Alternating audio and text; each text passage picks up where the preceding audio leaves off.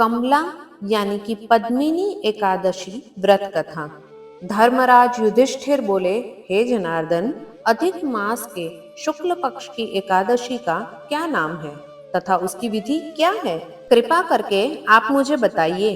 तब श्री भगवान बोले, हे राजन, अधिक मास में शुक्ल पक्ष में जो एकादशी आती है वो एकादशी पद्मिनी या कमला एकादशी कहलाती है।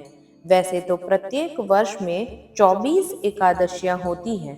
जब अधिक मास या मल मास आता है तब इनकी संख्या बढ़कर 26 हो जाती है। अधिक मास या मल मास को जोड़कर वर्ष में 26 एकादशियां होती हैं। अधिक मास में 2 एकादशियां होती हैं जो पद्मिनी एकादशी शुक्ल पक्ष और परमा एकादशी कृष्ण पक्ष के नाम से जानी जाती है। ऐसा श्री कृष्ण ने अर्जुन से कहा। भगवान श्री कृष्ण ने अर्जुन को इस व्रत की कथा बताई थी। भगवान श्री कृष्ण बोले, मल मास में अनेक पुण्यों को देने वाली एकादशी का नाम है पद्मिनी।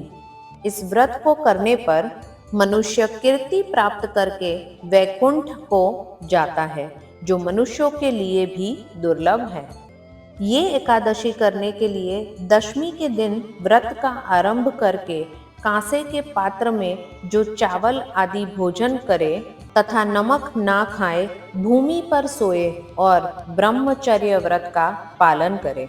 एकादशी के दिन ब्रह्म मुहूर्त में शौच आदि से निवृत्त होकर दंत धावन करे और जल के 12 कुल्ले करके शुद्ध हो जाए। सूर्य उदय होने के पूर्व उत्तम तीर्थ में स्नान करने के लिए जाएं।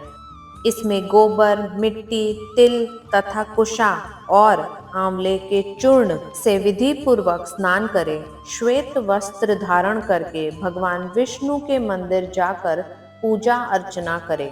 हे मुनिवर, पूर्व काल में त्रेता युग में हेहय नामक राजा के वंश में कृतवीर्य नाम का राजा महिष्मतीपुरी में राज्य करता था।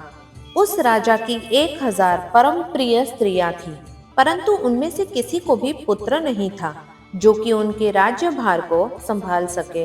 देवता, पितृ, सिद्धि तथा अनेक चिकित्सकों से राजा ने पुत्र प्राप्ति के लिए काफी प्रयत्न किए, लेकिन सब असफल रहे।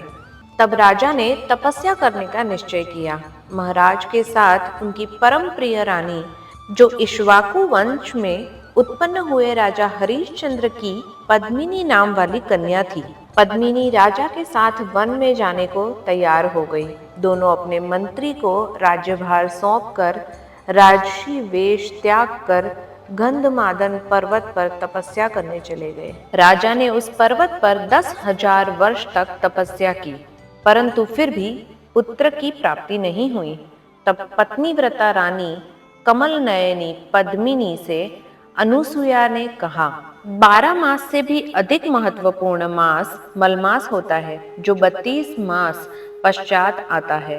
उसमें द्वादशी युक्त पद्मिनी शुक्ल पक्ष की एकादशी का जागरण समेत व्रत करने से तुम्हारी सारी मनोकामना पूर्ण होगी। इस व्रत के करने से भगवान तुम पर प्रसन्न होकर तुम्हें शीघ्र ही पुत्र देंगे। रानी पद्मिनी ने पुत्र प्राप्ति की इच्छा से एकादशी का व्रत किया। वो एकादशी को निराहार रहकर रात्रि में जागरण करती थी। इस व्रत से प्रसन्न होकर भगवान विष्णु ने उन्हें पुत्र प्राप्ति का वरदान दिया। इसके प्रभाव से पद्मिनी के घर कार्तवीर्य उत्पन्न हुए, जो बलवान थे, और उनके समान तीनों लोकों में कोई भी बलवान नहीं था। तीनों लोकों में भगवान के सिवा उनको जीतने का सामर्थ्य किसी में भी नहीं था। सो हे नारद, जिस मनुष्यों ने मलमास शुक्ल पक्ष एकादशी का व्रत किया है, जो संपूर्ण कथा को पढ़ते या सुनते हैं, वो भी यश के भागी होकर विष्णु लोक को प्राप्त होंगे। बोलो भगवान विष्णु की जय।